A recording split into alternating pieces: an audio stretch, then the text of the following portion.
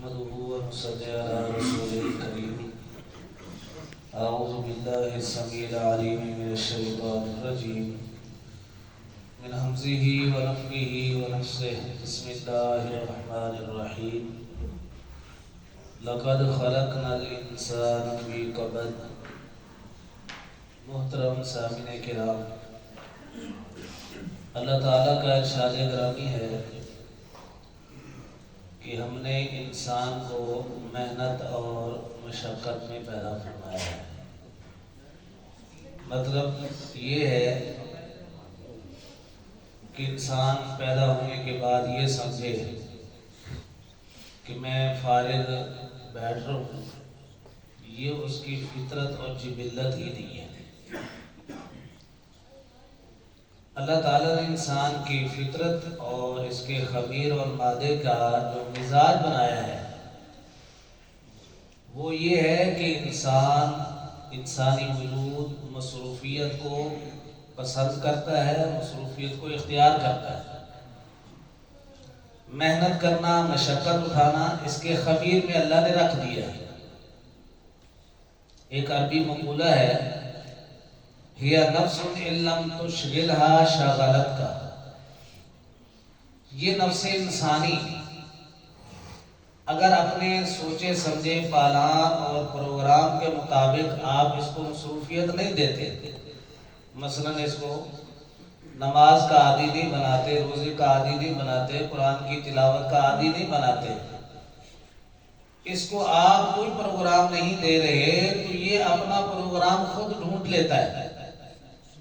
یہ آپ کو مصروف کر دے گا، لیکن جب یہ اپنے پروگرام کے تحت آپ کو مصروف کرے گا تو وہ اللہ کی اطاعت والے کام نہیں ہوں گے، وہ گناہ والے کام ہوں گے. بہتری یہ ہے کہ جب انسان کی فطرت اور جبلت ہی اللہ نے مشقت اٹھانا اور محنت کرنا بنائی ہے، تو انسان کیوں نہ ایک پروگرام کے تحت اس کو مصروف رکھے اللہ کی اطاعت والے کاموں میں. پیارے پیغمبر صلی اللہ علیہ وسلم کی سیرت کو ہم پڑھیں، شمائل ترمذی کی روایت ہے.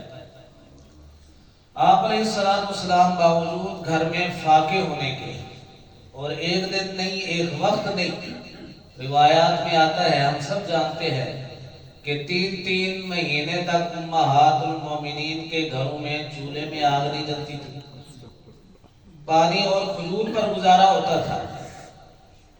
لیکن اس کے باوجود ہمارا تو نظریہ آج یہ بن چکا ہے نا کہ پہلے روزی پھر روزہ. لیکن وہاں کیا تھا کہ سب کچھ کے باوجود عبادت کا عالم کیا ہے؟ پوچھنے والے امہات المومنین کے پاس جا کر اللہ کے نبی صلی اللہ علیہ وسلم کے بستر کے بارے میں پوچھتے ہیں. اے اماں عائشہ، آپ کے گھر میں اللہ کے نبی کا بستر کیسا ہے؟ اماں حفصہ، آپ کے گھر میں اللہ کے نبی کا بستر کیسا ہے؟ تو سیدہ حفصہ رضی اللہ تعالیٰ عنہ فرماتی ہیں کہ مسحن، ایک ٹاٹ تھا میرے پاس، اس کو دوری تہ لگا کر میں بچھا دیتی، اللہ کے نبی اس کے اوپر محو خواب ہوتے. ایک ٹاٹ اس کو بچھایا جا رہا ہے اللہ کے نبی صلی اللہ علیہ وسلم کے جسم کے نیچے. اور آپ علیہ السلام کا جسم کیسا تھا؟ وجود مبارک کیسا تھا؟ حدیث پاک میں آتا ہے کہ آپ علیہ السلام کی ہتھیلیاں مبارک، حالانکہ یہ جسم کا وہ حصہ ہے جو کام کاج میں استعمال ہونے کی وجہ سے سخت ہو جاتا ہے، ہارڈ ہو جاتا ہے. اور اللہ کے نبی صلی اللہ علیہ وسلم اپنے گھر کے سارے کام اپنے ہاتھ سے کیا کرتے تھے. اس کے باوجود وہ فرماتے ہیں صحابہ کرام کہ اللہ کے رسول صلی اللہ علیہ وسلم کا جسم کا یہ حصہ جس کو ہتھیلی کہتے ہیں، جو کام کاج میں استعمال ہونے کے باوجود ہارڈ ہو جاتا ہے، یہ ریشم سے بھی زیادہ نرم تھا. تو آپ صلی اللہ علیہ وسلم کے باقی وجود مسعود کی کیا کیفیت ہوگی؟ اس قدر ملائم، نفیس اور نازک جسم ایک سخت سے ٹاٹ کے اوپر محو خواب ہے. حضرت حفصہ رضی اللہ عنہ فرماتی ہے کہ ایک دن مجھے خیال گزرا کہ اللہ کے نبی کا ایسا ملائم جسم ایسے سخت بستر پر رات گزارے، تو اور تو کوئی انتظام نہ ہو سکا مجھ سے، بس میں نے اس کی دوری تہ کی بجائے 4 تہ لگا کر یہ کوشش کی کہ چلو قدرے اس میں نرمی پیدا ہو جائے۔ آپ علیہ السلام نے جب وہ رات میرے گھر میں گزاری تو قدرے اس نرمی کے نتیجے میں آپ کی نماز تہجد فوت ہو گئی۔ نماز تہجد ہم بھی اپنے سامان تعیش پر، اپنے بستر پر، اپنے لحاظ پر، اپنے یہ صوفے اور بیڈ روم، ان ساری چیزوں پر ذرا غور کریں۔ آپ علیہ السلام نماز فجر پڑھا کر تشریف لاتے ہیں اور آ کر پوچھتے ہیں ہماری ماں سیدہ حفصہ رضی اللہ تعالیٰ عنہ سے کہ کہیں میرا بستر تو نہیں چینج کر دیا؟ عرض کرتی ہیں اللہ کے رسول صلی اللہ علیہ وسلم نے کہاں سے لاتی، بستر وہی ہے، صرف اس کی کیفیت میں نے تبدیل کر دی تھی۔ آپ نے فرمایا کہ ردو ہو فی الحالت الاولی، اس کو اسی پہلی کیفیت میں لے آؤ۔ فَإِنَّهُ مَنَعَتْنِي وَقَعَتْهُ صَلَاتِي اللَّيْلَةِ، یہ جو آپ نے اس کی دوری تیسری اور 4 گنا اس کی تہ لگائی ہیں، اس کی نرمی نے مجھے آج رات میری نماز سے روک دیا، منع کر دیا، غافل کر دیا۔ متاع الغرور کا علماء کرام نے جو معنی بیان کیا وہ کیا ہے؟ کل ما یلہیک عن ذکر اللہ فہو متاع الغرور، ہر وہ چیز جو آپ کو اللہ کے ذکر سے روکے، اللہ کی عبادت سے مانے ہو، وہ متاع الغرور ہے، وہ دھوکے کا سامان ہے۔ اس لیے ہمیں غور کرنا چاہیے ان چیزوں پر۔ اور صحابہ کرام کی اللہ کے نبی صلی اللہ علیہ وسلم، یہ جو سیرت ہے، صحابہ کرام آپ کی سیرت کو دیکھ کر وہ بھی نیک اعمال کے اندر کہیں پیچھے نہیں رہتے تھے۔ صحیح مسلم کی حدیث ہے، ابو وائل فرماتے ہیں کہ ہم سیدنا عبداللہ ابن مسعود رضی اللہ تعالی عنہ کے گھر غدونا علی عبداللہ ابن مسعود رضی اللہ تعالی عنہ بعد ما صلینا الغداۃ، ان کے گھر تشریف لے گئے نماز فجر پڑھنے کے ساتھ ہی۔ جیسے ہم نماز پڑھ کے اب نکلیں گے تو کہتے ہم سیدھا عبداللہ ابن مسعود رضی اللہ عنہ کے گھر چلے گئے، تو فسلمنا بالباب، دروازے پر ہم نے سلام کہا اونچی آواز میں، انہوں نے سلام کا جواب دیا اور اندر سے آواز دی کہ تمہیں اجازت ہے اندر آ جاؤ۔ اجازت ملنے کے باوجود بھی فمکثنا بالباب حمیۃ، تھوڑی دیر کے لیے ہم دروازے پر رکے رہے، اجازت مل چکی ہے، داخل نہیں ہوئے۔ فخرجت الجاریہ، ایک بچی باہر آئی، اس نے آ کر ہمیں پیغام دیا کہ الا تدخلون، جب تمہیں اجازت ملتی ہے تو تم داخل کیوں نہیں ہو رہے؟ ہمارے صاحب نے مجھے بھیجا ہے کہ جاؤ پتہ کر کے آؤ، کیوں نہیں اندر آ رہے؟ تو کہتے ہیں کہ ہم اندر داخل ہوئے تو فَإِذَا هُوَ يُسَبِّحُ، وہ گھر میں بیٹھے ہوئے نماز پڑھ کے آئے تھے مسجد نبی سے، گھر میں بیٹھے ہوئے اللہ کی تسبیحات کر رہے تھے۔ اور جب ہم ان کے پاس پہنچے تو کہنے لگے کہ بھائیو، جب تمہیں اجازت دی میں نے تم کو تو تم اندر کیوں نہیں آئے؟ تو ہم نے عرض کیا کہ اِنَّا ظَنَنَّا أَنَّ بَعْضَ أَهْلِ الْبَيْتِ نَائِمٌ، ہم نے یہ سمجھ لیا کہ فجر کا وقت ہے، ٹھیک ہے۔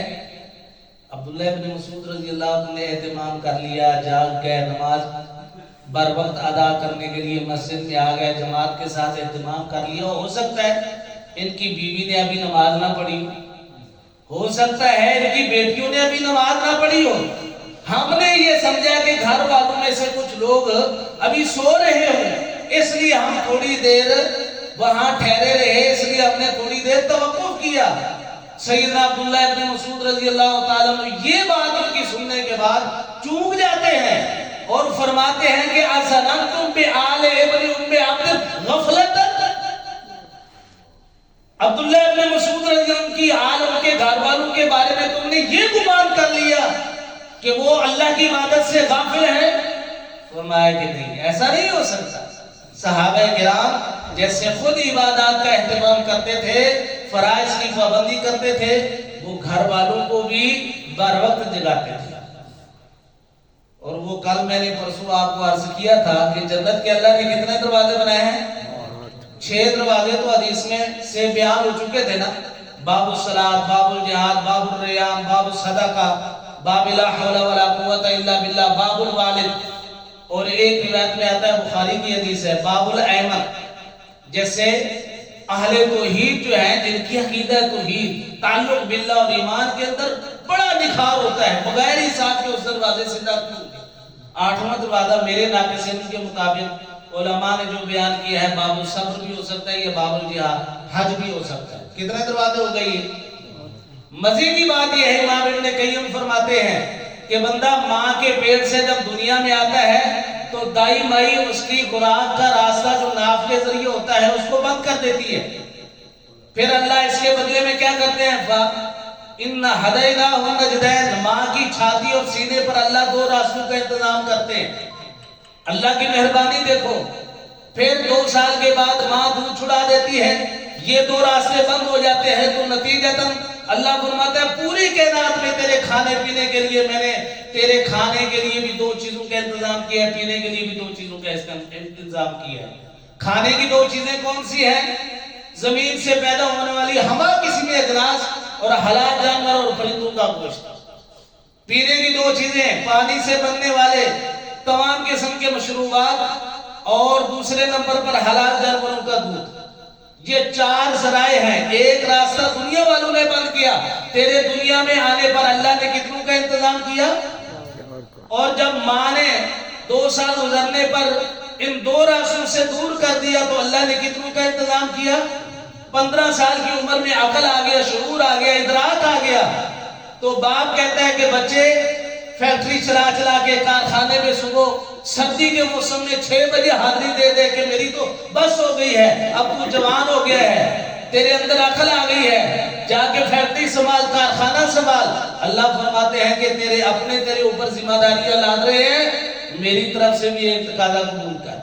فَإِمَّا يَأْتِيَنَّكُم مِّنِّي هُدًى فَمَن تَبِعَ هُدَايَ فَلَا يَضِلُّ وَلَا يَشْقَىٰ وفی مقام آخر فلا خوف علیہم ولا هم یحزنون۔ اللہ فرماتے ہیں یہ قرآن کی شکل میں یہ ہدایت کا نسخہ تیرے پاس آ چکا ہے، جو اس کے اندر میں کہتا چلا جاؤں وہ کرتا چلا جائے، جس سے میں روکتا چلا جاؤں اس سے روکتا چلا جائے۔ اللہ یہ تیرا تقاضا مجھے بڑا پسند آیا ہے، اس لیے کہ پیچھے چل کر دیکھتا ہے نا آدمی کہ ساری کی ساری مہربانیاں کس کی ہیں، احسانات کس کے ہیں؟ اللہ کے ہیں۔ یہ 60 سال کا ہو کر 70 سال کا 100 سال کا ہو کر اب یہ مرنے پر آیا ہے، پھر یہ سوچتا ہے کہ یا اللہ اب کیا بنے گا؟ 1 بند ہوا تو نے 2 عطا کیے، 2 بند ہوئے 4 عطا کیے، مرنے سے تو 4 بھی اب ختم ہونے لگے ہیں۔ اللہ کی طرف سے نوید سنانے والے فرشتے آتے ہیں، یا ایھا النفس المطمئنہ ارجعی الی ربک راضیۃ مرضیہ فادخلی فی عبادی وادخلی جنتی۔ 4 کا ڈبل کتنا ہے؟ بولو 4 کا ڈبل۔ اللہ فرماتے ہیں گھبراتا کیوں ہے؟ تیرے آنکھیں بند کرنے کی دیر ہے، جنت کے 8 دروازے تیرے لیے کھلے۔